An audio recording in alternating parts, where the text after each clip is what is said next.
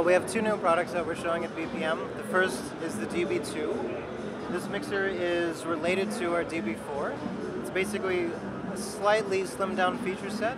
A lot of the elements that you saw in the DB4 in terms of the input matrix, multi-mode EQs, tons of different options in terms of customization for what user preferences are, all exist.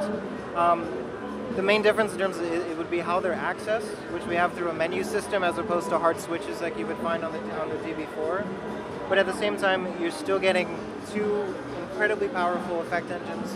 There's 5 primary effect types. Within each effect type, there's multiple parameters in terms of how they can be manipulated. This is the first DB series mixer that has those effects post-fader.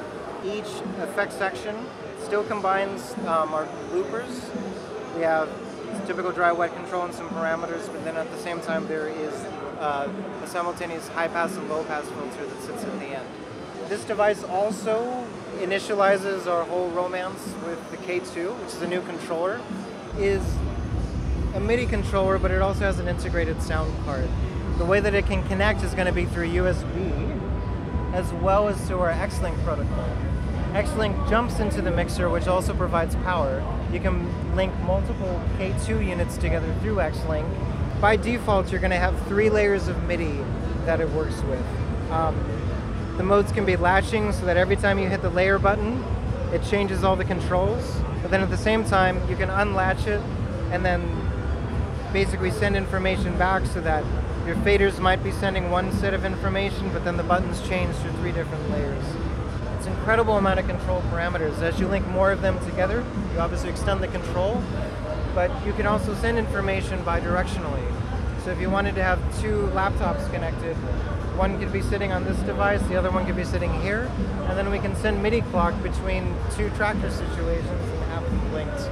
This can be continued to expand, so you could, I'm not sure what the actual limit is, I believe you could potentially have 8 laptops and 8 X-Link devices all synced together, running stuff out. But it also has an audio interface. So depending on how you like your mappings to be set up, you could easily create a turnkey tractor system where this one device allows you to control your entire set for internal mixing.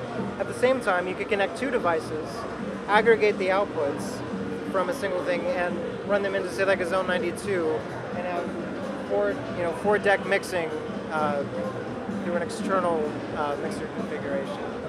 So it's an incredibly versatile and potent setup.